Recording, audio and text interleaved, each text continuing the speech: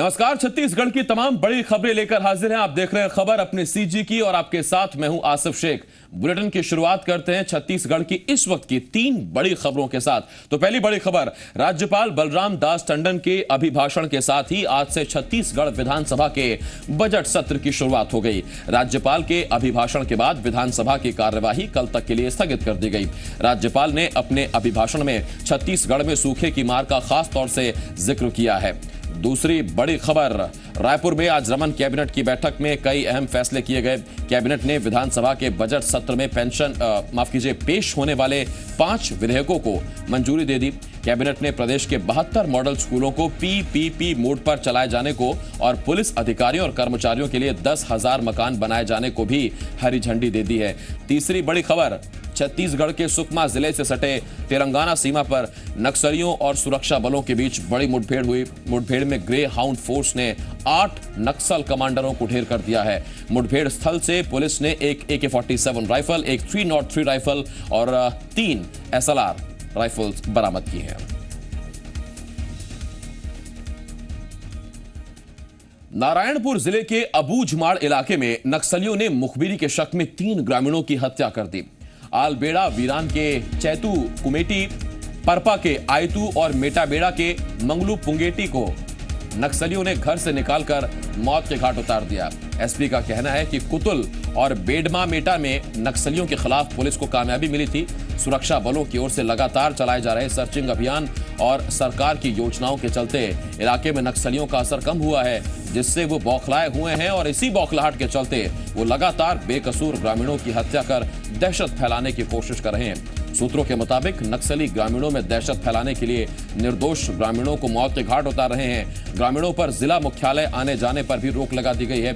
वहीं शासकीय कर्मचारियों के भी आने जाने पर रोक लगाने की प्लानिंग नक्सलियों की ओर से की जा रही है।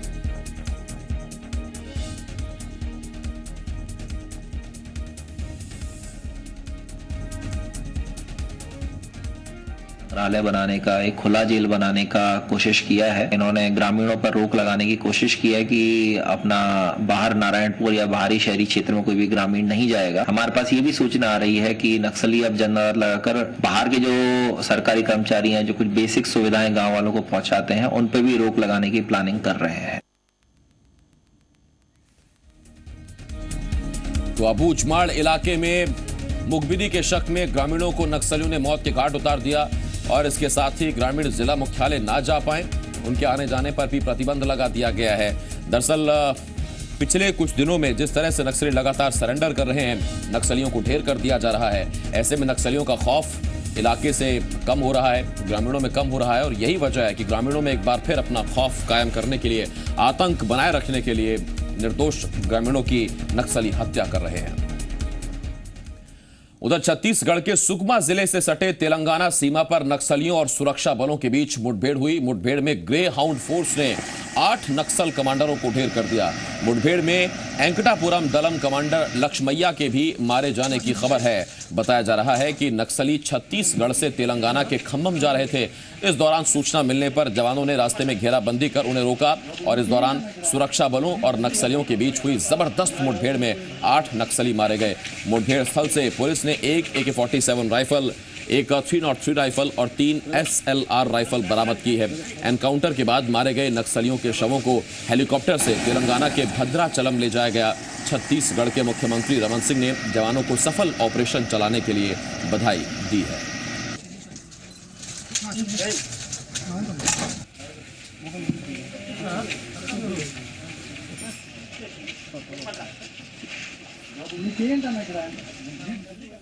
छत्तीसगढ़ के स्पेशल डीजी नक्सल ऑपरेशन DM अवस्थी ने कहा कि तेलंगाना के ग्रे हाउंड फोर्स ने किस्टाराम इलाके में 8 नक्सलियों को मार गिराया है। मारे गए नक्सलियों के पास से कई हथियार, बड़ी मात्रा में गोला बारूद भी बरामद किया गया है। 8 नक्सली मारे गए हैं, एक AK-47, 2 303 राइफल और तमाम सारा गोला बारूद बरामद हुआ है। कार्रवाई जारी है। आंध्रा SIB पिछले 25 तारीख से इस ऑपरेशन के लिए हमारे संपर्क में थी और ये उनकी बड़ी सफलता है और पुलिस की बड़ी सफलता है। ये एक संयुक्त अभियान था और 2 दिन से ऑपरेशन चल रहा था। 24 से 30 घंटे पहले ही जंगल में थे ग्रेहाउंड के साथ छत्तीसगढ़ पुलिस का 8 नक्सली मारे गए, AK-47, 303 और दूसरे शस्त्र मिले हैं। ये इस वर्ष का और पिछले 3-4 वर्षों का सबसे सफल बड़ा ऑपरेशन है, जो टारगेटेड था, प्लान था और इंफॉर्मेशन बेस्ड था। सुदीप त्रिपाठी, जी मीडिया संवाददाता, इस वक्त इस बड़ी खबर पर हमारे साथ जुड़ रहे हैं। सुदीप, वाकई बहुत बड़ा ऑपरेशन है। ग्रे हाउंड फोर्स ने नक्सलियों को न सिर्फ उनकी घेराबंदी की, बल्कि 8 नक्सलियों को ढेर कर दिया। और चौंकाने वाली बात यह भी कि नक्सलियों के पास से AK-47 और SLR जैसे हथियार बरामद हुए हैं। बेशक आसिफ, बहुत कम होता है जब नक्सलियों के पास से AK-47 जैसा हथियार बरामद किया जाए।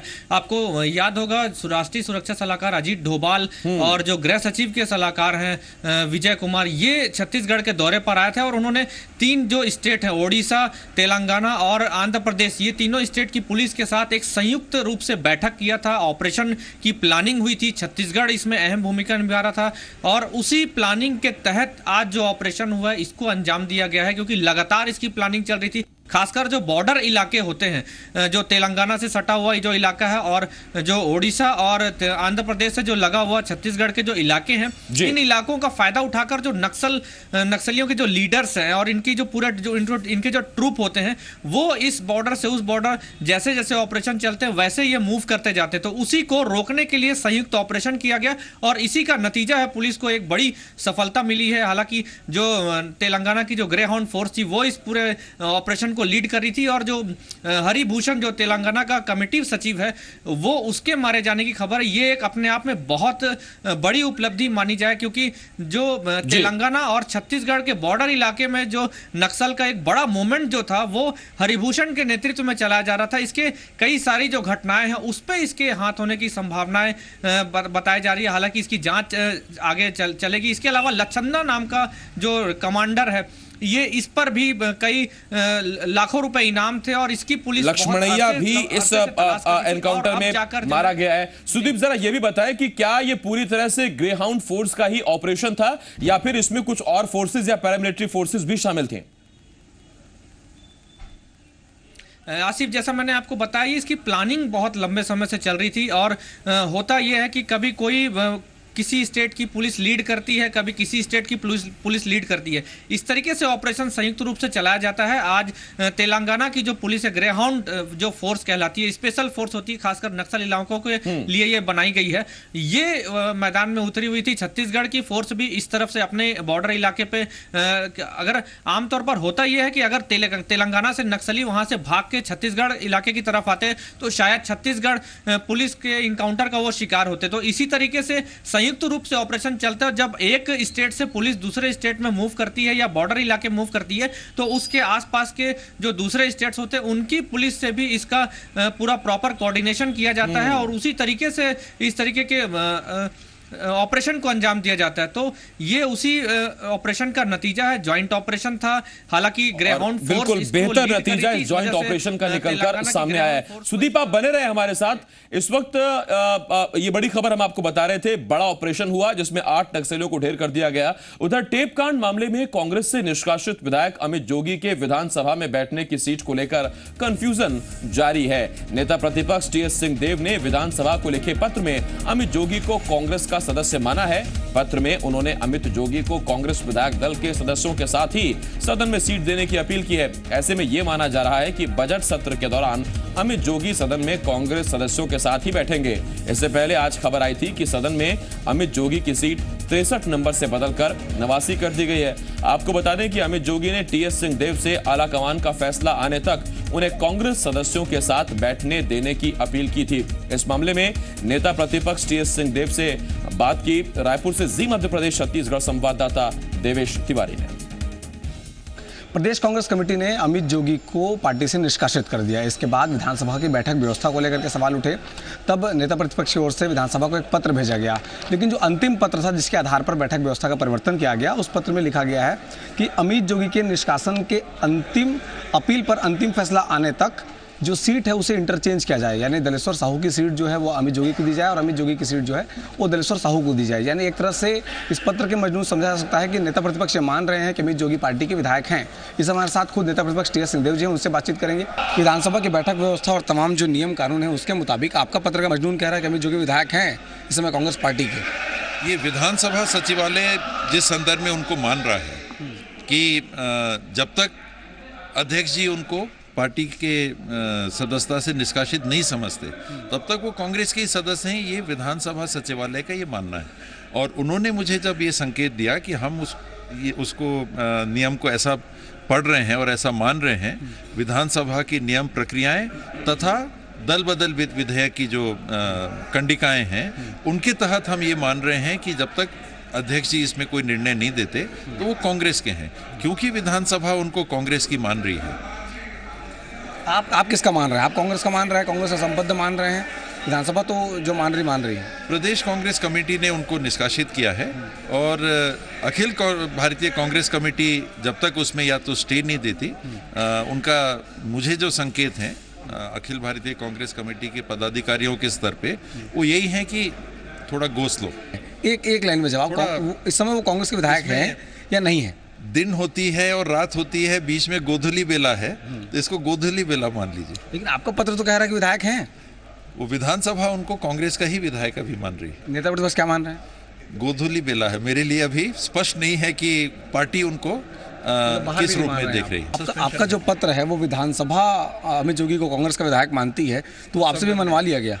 उस संदर्भ में ही मानना चाहिए ताकि सीटिंग अरेंजमेंट को लेके जो एक असमंजस की स्थिति बनी थी वो दूर हो जाए। धन्यवाद आपका। आप हैं नेता प्रतिपक्ष टी एस सिंहदेव। उनका साफ तौर पर कहना है कि कांग्रेस पार्टी अमित जोगी को कांग्रेस का नहीं मानती है। विधानसभा में भी नेता प्रतिपक्ष जो है वो संशय में है कि अमित जोगी कांग्रेस के मेंबर हैं या नहीं है। कैमरा पर्सन अभिषेक पाठक के साथ देवेश तिवारी, जी मीडिया, रायपुर। तो नेता प्रतिपक्ष से बार बार यही पूछा जा रहा था कि नेता प्रतिपक्ष क्या मान रहे हैं, तो वो कह रहे थे कि विधानसभा कांग्रेस का ही विधायक मानकर चल रही है और 63 से 89 नहीं बल्कि फिलहाल अपनी ही सीट पर बैठेंगे अमित जोगी। उधर राज्यपाल बलराम दास टंडन के अभिभाषण के साथ ही आज से छत्तीसगढ़ विधानसभा के बजट सत्र की शुरुआत हो गई है। राज्यपाल के अभिभाषण के बाद विधानसभा की कार्यवाही कल तक के लिए स्थगित कर दी गई। राज्यपाल ने अपने अभिभाषण में छत्तीसगढ़ में सूखे की मार का खास तौर से जिक्र किया। उन्होंने कहा कि सूखे के चलते पिछला साल काफी चुनौतीपूर्ण रहा, प्रदेश के किसानों को सूखा झेलना पड़ा। राज्यपाल ने कहा कि पिछले 12 सालों में पहली बार प्रदेश में सबसे ज्यादा सूखा पड़ा है, जिसे सरकार ने गंभीरता से लिया और प्रभावित किसानों को राहत पहुंचाई। सूखाग्रस्त किसानों को सरकार ने करीब 2000 करोड़ की राहत राशि दी है। असिंचित क्षेत्र में 6800 रुपए प्रति हेक्टेयर और सिंचित क्षेत्र में 13500 रुपए प्रति हेक्टेयर मुआवजा देने का प्रावधान किया गया है। सूखे की मार को देखते हुए प्रदेश सरकार ने प्राकृतिक आपदाओं की सूची में इस बार सूखे को भी शामिल किया। सूखा प्रभावित इलाकों में कन्या विवाह योजना के तहत अब राशि 15,000 से बढ़ाकर दोगुनी यानी कि 30,000 रुपए किया गया। राज्यपाल ने यह भी कहा कि छत्तीसगढ़ में सरकार की ओर से मनरेगा में लोगों को 200 दिन रोजगार दिया गया। 21वीं शताब्दी का 16वां साल छत्तीसगढ़ राज्य का और छत्तीसगढ़ विधानसभा का भी 16वां साल।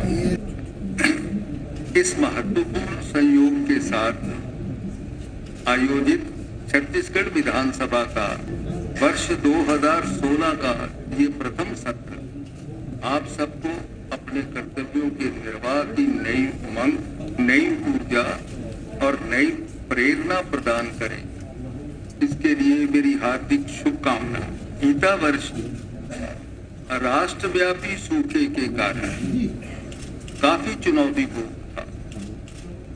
छत्तीसगढ़ विगत 12 वर्षों में पहली बार सर्वाधिक सूखा प्रभावित रहा। आप सभी सदस्यों ने किसान भाइयों और उनके परिजनों का मनोबल बनाए रखने एवं राहत के उपायों में सहभागिता का जो वातावरण बनाया, उसके लिए मैं आप सभी को विशेष तौर पर साधुवाद देता हूं। मेरी सरकार ने सूखा प्रभावित किसानों और ग्रामीणों को राहत देने के उपाय सच सर्वोच्च प्राथमिकता से किए। पहली बात तो राज्यपाल का अभिभाषण हुआ और उसके बाद कल तक के लिए सदन की कार्यवाही को स्थगित कर दिया गया है। उधर रायपुर में आज जमन कैबिनेट की बैठक में कई अहम फैसले किए गए। कैबिनेट ने विधानसभा के बजट सत्र में पेश होने वाले 5 विधेयकों को मंजूरी दे दी। साथ ही प्रधानमंत्री फसल बीमा योजना को भी मंजूरी दे दी गई है। किसानों को राहत देते हुए कैबिनेट ने सरगुजा के ओलावृष्टि प्रभावित किसानों को मुआवजा दिया जाना मंजूर कर लिया है। कैबिनेट ने प्रदेश के 72 मॉडल स्कूलों को PPP मोड पर चलाए जाने को और पुलिस अधिकारियों और कर्मचारियों के लिए 10,000 मकान बनाए जाने को भी हरी झंडी दे दी गई है।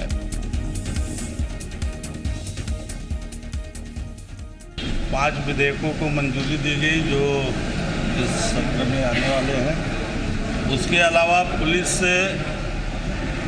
अधिकारियों कर्मचारियों को 10,000 नए मकान बनाने का निर्णय लिया गया और राज्य माध्यमिक शिक्षा मिशन द्वारा जो पूर्व में संचालित मॉडल स्कूल था उन सबको आगामी शिक्षा सत्र से ही PPP मोड में देने का निर्णय लिया गया। मुंगेली के लालपुर थाना अंतर्गत मनोहरपुर गांव के हनुमान मंदिर में एक नवजात के मिलने से इलाके में सनसनी फैल गई। गांव के लोगों ने इस बात की जानकारी क्षेत्रीय विधायक और संसदीय सचिव तोखन साहू को दी। तोखन साहू ने नवजात बच्चे को लोरमी स्वास्थ्य केंद्र में भर्ती कराया, जहां बच्चे की खराब स्थिति के कारण उसे बिलासपुर सिम्स रेफर कर दिया गया है। मंगलवार के दिन हनुमान मंदिर में मिलने के कारण नवजात बच्चे का नाम बजरंगी रखा गया है। फिलहाल पुलिस पूरे मामले की जांच में जुटी हुई है।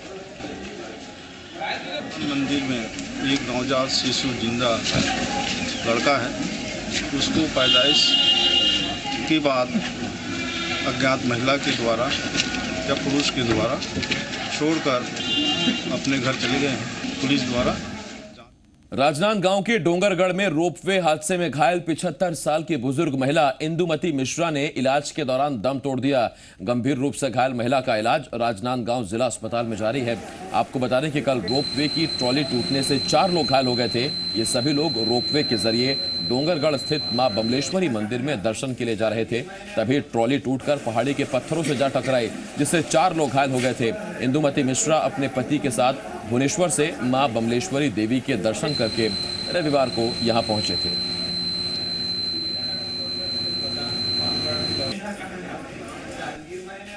1 बजे करीब फिर ट्राली चालू हुई तो फर्स्ट में हम लोग बैठे और थोड़ा दूर गई होगी ट्राली नीचे की तरफ, बस उसमें से एक बार झटका किया, फिर उसके बाद ट्राली नीचे गिर गई। वाइफ का तो देहांत हो गया।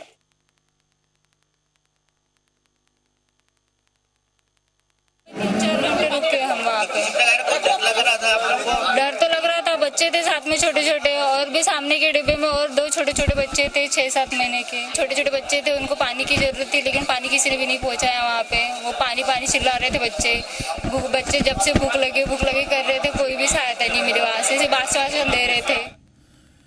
रायपुर के कुशाभाऊ ठाकरे पत्रकारिता यूनिवर्सिटी में आज NSUI और ABVP के छात्रों ने प्रदर्शन किया। यूनिवर्सिटी में एक तरफ NSUI के छात्रों ने प्रोफेसर आशुतोष मंडावी को तत्काल हटाने की मांग की है। NSUI का आरोप है कि ABVP के प्रदेश अध्यक्ष आशुतोष मंडावी यहां प्रोफेसर के तौर पर पोस्टेड है। आरोप है कि छात्रों को जबरन ABVP और RSS के विचारधारा से जुड़ने के लिए दबाव बनाया जा रहा है। NSUI की मांग है कि आशुतोष मंडावी को तत्काल बर्खास्त किया जाए। वहीं ABVP ने प्रोफेसर के पक्ष में नारेबाजी कर प्रदर्शन किया।